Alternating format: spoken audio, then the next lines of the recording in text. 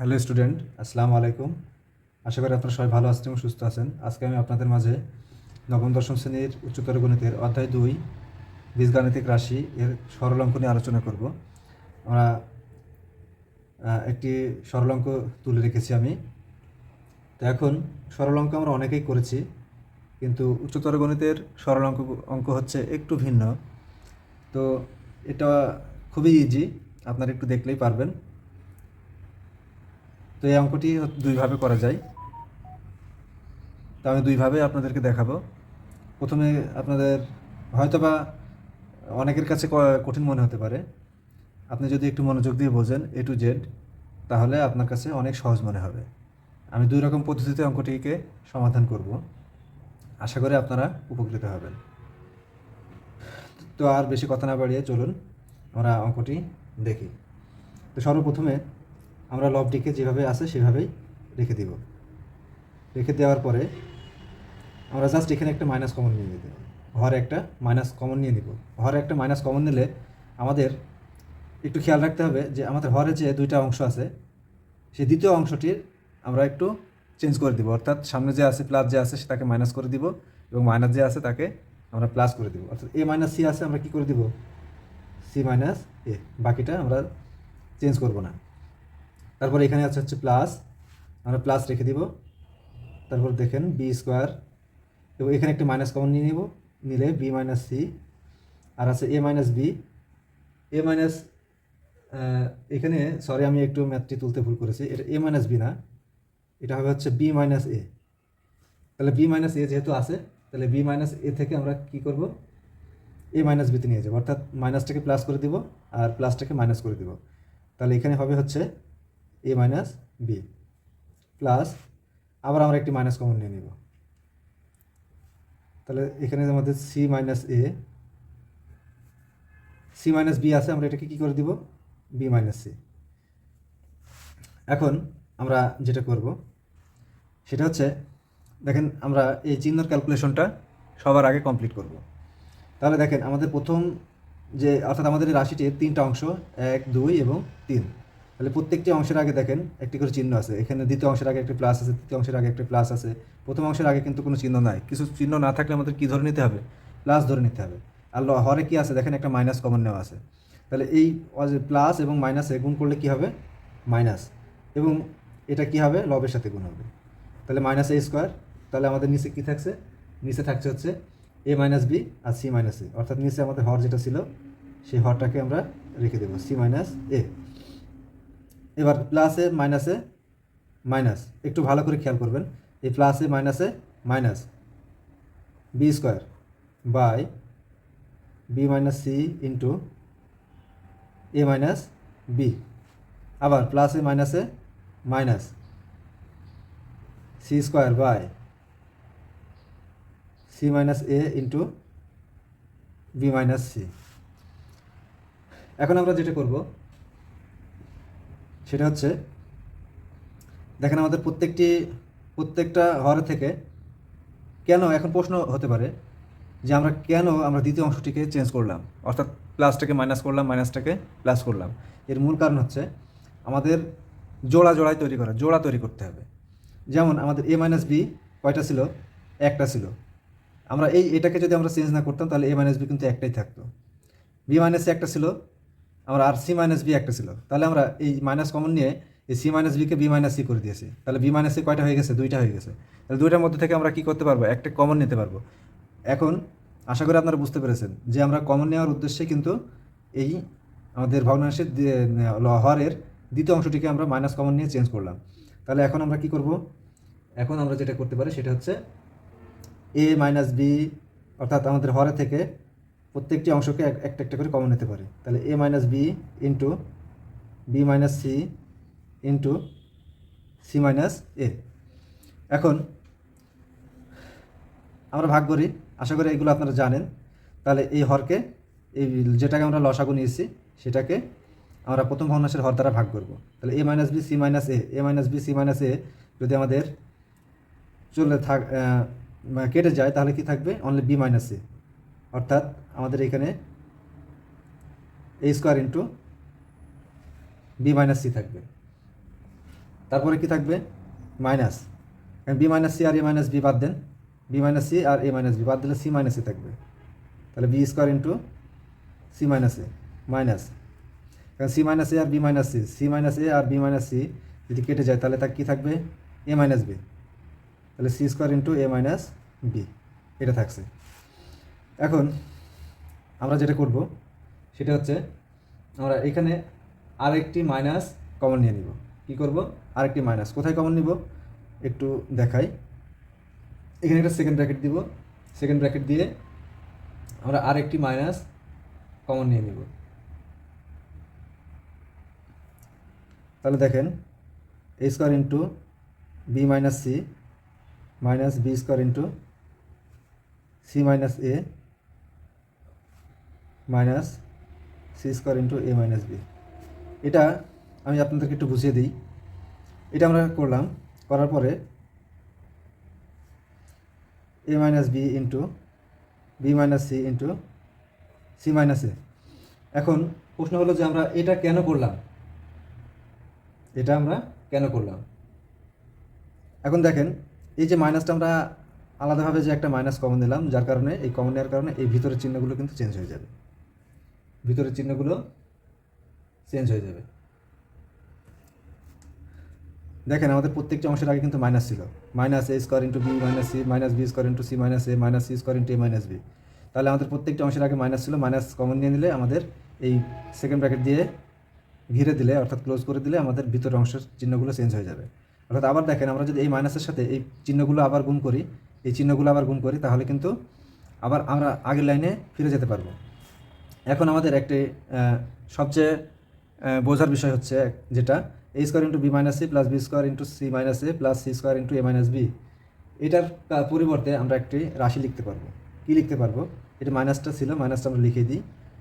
লেখার পরে মাইনাস আমরা কি লিখতে পারবো A minus B into B minus C into C minus A, এটা আমরা লিখলাম। আর নিচে কী ছিল A minus B into B minus C into C minus A. এখন এই মাইনাসের এই মাইনাস গুণ করে দেন, গুণ করে দিলে কী হবে প্লাস হয়ে যাবে, মাইনাসে মাইনাসে প্লাস, তাহলে থাকবে কি এ minus B into B minus C into C minus এ। আর নিচে কী ছিল A minus B into B minus C into C minus A. এখন আমি একটা বিষয় আপনাদেরকে বুঝিয়ে দিব, সেটা কি যে আমরা A square into B minus C plus B square into C minus A plus C square into A minus B, এই অংশটির পরিবর্তে আমরা কেন এটা লিখলাম minus A minus B into B minus C into C minus A. এই লেখার মূল বিষয় হচ্ছে যে যদি আমাদের মূলদীয় ভগ্নাংশের ক্ষেত্রে আমাদের এই টপিকটা থাকে, অর্থাৎ আমাদের এই লাইনটা থাকে, এটাকে যদি আমি আরও বিস্তারিত বলি, আচ্ছা আমি এরপরের অপোজিট পেজে যখন আমরা বিকল্প পদ্ধতিতে করব, এই বিকল্প পদ্ধতিতে করার সময় আমি এই লাইনটা আরও বিস্তারিত বুঝিয়ে দেবো। অর্থাৎ আমরা আগে অপোজিট পেজে এই পরের পেজে আমরা লাইনটি আরও ভালোভাবে বুঝিয়ে দেবো। এখন দেখেন আমরা এই লব এবং হরকে যদি কেটে দিই, লব এবং হরকে কেটে দিলে কিছু থাকে না, কিছু না থাকলে কি হয় উত্তর হয় হচ্ছে 1, কিছু না থাকার অর্থ হচ্ছে 1, অর্থাৎ এটা হচ্ছে আমাদের আনসার। এখন আমরা যেটা বুঝবো সেটা হচ্ছে যে আমরা এখান থেকে সরাসরি এই লাইনটা উপরের আমরা এই লবটা কীভাবে পালাম।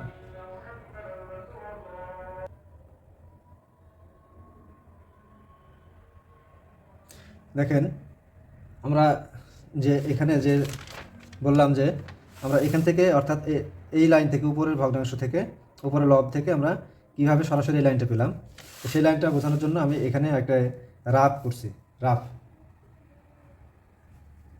তাহলে অঙ্কটি আপনাদের ক্লিয়ার হয়ে যাবে। অর্থাৎ চক্রক্রমিক রাশির যে সূত্র, যে শর্তের অনুযায়ী যে শর্ত অনুযায়ী আমরা বিষয়টি লিখলাম সেটা আপনারা ক্লিয়ার হয়ে যাবেন। তাহলে আমরা এখানে আপনাদের বোঝার জন্য লিখলাম মূলদ ভগ্নাংশ। এখন মূলদ ভগ্নাংশটা কি? মূলদ ভগ্নাংশ হচ্ছে একটি বহুপদীকে লব এবং একটি বহুপদীকে হর ধরে গঠিত ভগ্নাংশকে মূলদীয় ভগ্নাংশ বলে।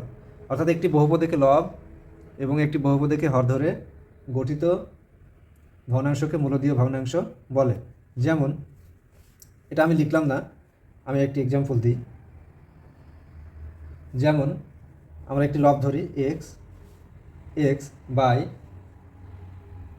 X minus one into X minus five, এবং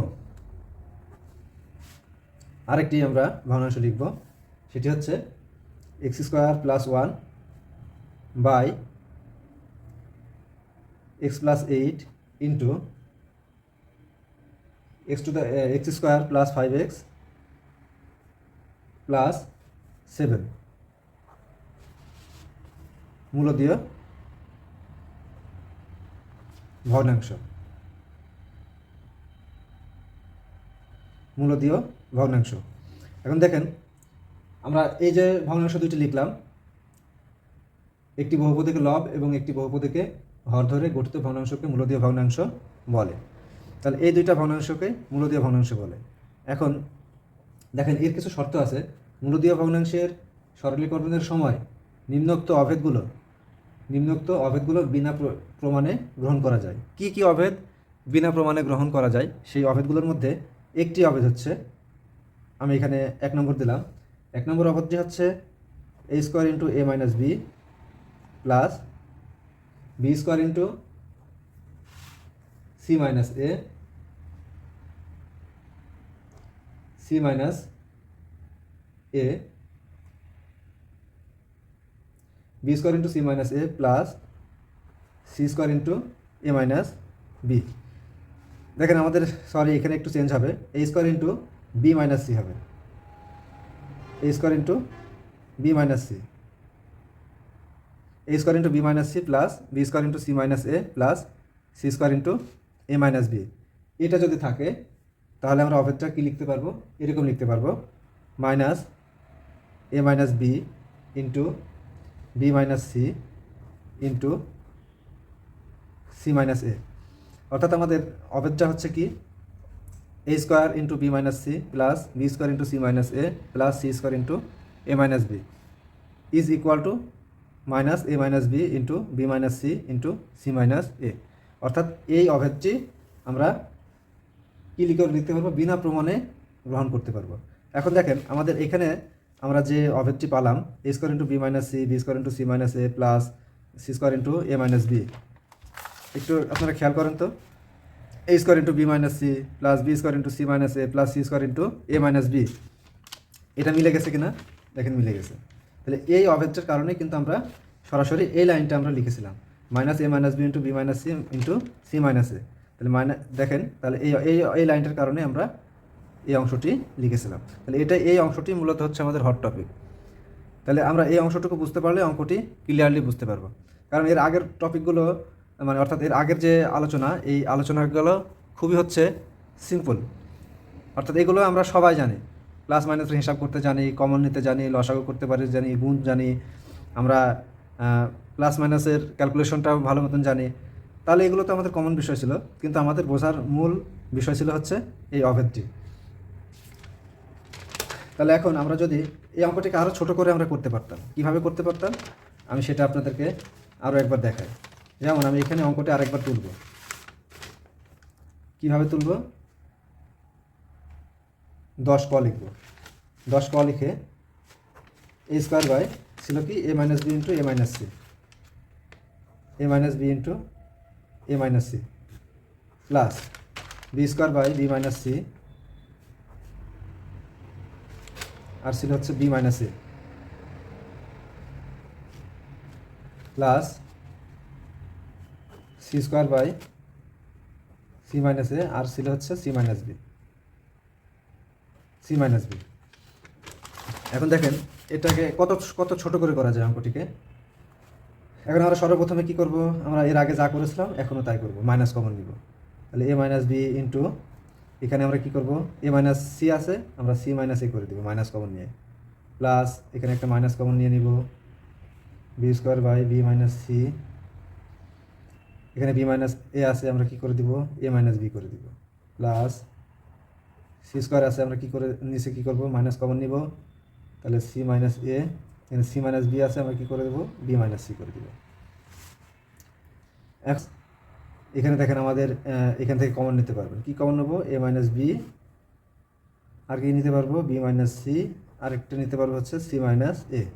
তাহলে এটা কমন চলে গেলে আমাদের কি থাকবে, এখানে দেখেন থাকবে হচ্ছে B A minus B R C minus A, A minus B C minus এ এর সাথে মাইনাস, তাহলে আমাদের এটা চলে গেলে কি থাকবে, বি মাইনাস সি থাকবে। তাহলে a square into B minus C থাকবে, প্লাস এই প্লাস, এখন আমাদের এখানে কি আছে, মাইনাস বি মাইনাস সি আর এ minus B, minus B minus C a minus B, এটা আমাদের চলে গেলে সি মাইনাস এ থাকবে। তাহলে B square into C minus এ, প্লাস এখানে কি আছে, সি স্কোয়ার, তাহলে আমাদের সি মাইনাস এ আর B minus C, C minus এ আর বি মাইনাস সি চলে গেলে এ মাইনাস বি থাকবে, এ মাইনাস বি থাকলো। এখন দেখেন সরাসরি আমরা এখানে অভেজ্য পেয়ে যাচ্ছি, a square into B minus C plus B square into C minus A plus C square into A minus b, অর্থাৎ চক্রক্রমিক রাশির যে, অর্থাৎ মূলদীয় ভগ্নাংশ থেকে আমরা যে বিনা প্রমাণে যে অভেদগুলো গ্রহণ করতে পারি, সেই অভেদগুলোর প্রথম অভেদ্যই হচ্ছে এটি, অর্থাৎ এই লাইনটা আমরা কিন্তু পেয়ে যাচ্ছি। অর্থাৎ এই লাইনের পরিবর্তে সরাসরি আমরা কিন্তু এই লাইনটা আমরা নিতে পারবো। অর্থাৎ আপনি এখানে লিখতেও পারেন যে চক্রক্রমিক রাশির সূত্র অনুযায়ী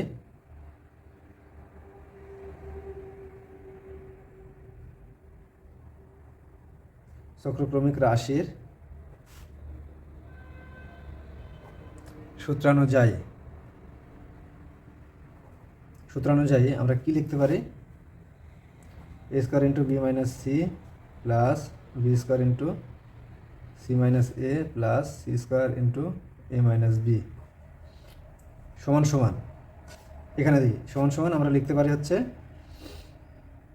এ minus B into B minus C into C minus এ, অর্থাৎ আমাদের এর আগে কি আছে, মাইনাস আছে। তাহলে আমাদের এখানে কি ছিল, তাহলে এটা হচ্ছে আমাদের সূত্র, এটা কি সূত্র, চক্রক্রমিক রাশি সূত্র। তাহলে এখানে আপনি অতএব দেন, অতএব প্রদত্ত রাশি কি হবে, প্রদত্ত রাশি আমরা কি লিখতে পারি, এটা সমান সমান আমরা লিখতে পারি হচ্ছে এটা, অর্থাৎ minus A minus B into B minus C into C minus a by, নিচে কী ছিল, minus A minus B into B minus C into C minus a. তাহলে আমাদের দেখেন উভয় অংশ যদি আমরা কেটে দিই, উভয় লব এবং হর হচ্ছে সমান, তাহলে একই রকম, তাহলে আমরা কাটলে কিছু থাকবে না, তার মানে কি থাকবে, 1 থাকবে। এটা হচ্ছে আনসার। আশা করি আপনারা ম্যাথটি খুব ভালোভাবে বুঝতে পেরেছেন। ম্যাথটি অত্যন্ত ইজি, অনেকেই আমরা বেসিক বিষয়টি জানি না, বেসিক বিষয়টি না জানার কারণে আমরা অঙ্কগুলোকে অনেক জটিল মনে করে থাকি। তো মূলদীয় ভগ্নাংশের অর্থাৎ চক্রক্রমিক রাশির ক্ষেত্রে আমাদের আরও বেশ কয়েকটি অভেদ আছে, তা আমরা হয়তো বা সব অঙ্কগুলো আমরা করতে পারবো না, কারণ আপনারা আমি যতটুকু পারবো, যার কারণ আমাদের সিলেবাস হচ্ছে অনেক লং, সব দেখাতে গেলে হয়তো বা কমপ্লিট করতে পারবো না। তো আমি এখান থেকে আর 2-1টি অঙ্ক করার চেষ্টা করব, তারপরে আমি আপনাদেরকে অন্য কোনো ম্যাথের বিষয়ে আলোচনা করব। তো আশা করি সবার ভালো লেগেছে এবং বুঝতে পেরেছেন। তো সবাই আমার চ্যানেলটিকে সাবস্ক্রাইব করবেন, লাইক কমেন্ট এবং শেয়ার করবেন। সবাইকে ধন্যবাদ। আসসালামু আলাইকুম।